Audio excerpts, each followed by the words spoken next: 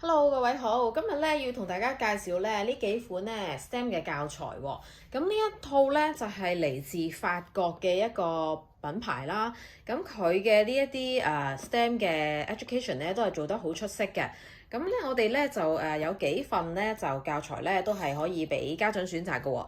咁呢一度咧就係有六歲起嘅就係做一個doorbell 啦，做一個門鐘啦。咁呢一個咧就係7歲起嘅，就會係做一個 pencil sharpener，就係一個鉛筆刨啦，自製嘅。咁另外呢一個咧就係 make a flashlight 啦，即係做一個電筒啦。呢個就係8歲起嘅。咁呢一個咧法國嘅品牌咧，佢都係 made in France 㗎，佢全部都嗰啲產品。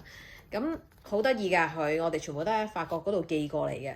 咁呢一個咧做一個門鐘啦，咁小朋友其實做完咧係可以你擺翻喺佢嘅房門出面咧，俾佢自己可以叮咁樣嘅喎。咁佢有一啲齒輪啦，係啦。咁另外呢一個咧就係做鉛筆刨啦。咁呢一個咧會難少少，因為呢一個咧係7歲起嘅。咁佢亦都有啲配件啦，係用木嘅，要做一個拼砌嘅。咁另外咧，仲有一個咧就係 flashlight 啦，就係呢個啦。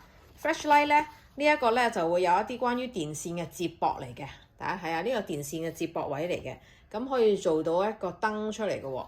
咁呢一3套咧，咁亦都係好靚嘅。咁我都開嚟呢個俾大家睇睇。咁呢一個咧就係嗰個 doorbell 啦，呢個係容易最簡單嘅呢一個 doorbell， 係啦。咁咧佢打開咧，你會見到我呢個鐘喺度啦。咁亦都係有啲齒輪，佢係要俾你自己整出嚟咧，就可以砌到嘅。咁佢而家呢一度係黐實咗嘅。咁同埋有呢一啲配件啦，有啲膠製嘅螺絲啦。咁佢會有個說明書教你點樣做嘅，同埋咧有個底板喺度嘅。咁其實一個大細就係2隻手咁上下大啦。咁其實個 size 都係好適合小朋友玩嘅。咁亦都係好有自己STEM 嘅元素啦，小朋友自己拼砌嘅。咁呢個亦都係嚟自法國嘅品牌，我覺得可以試下呢一種咁靚嘅一個科學教具。咁呢一隻咧係有3款嘅，大家可以咧上網睇一睇嗰個內容啦。唔該晒。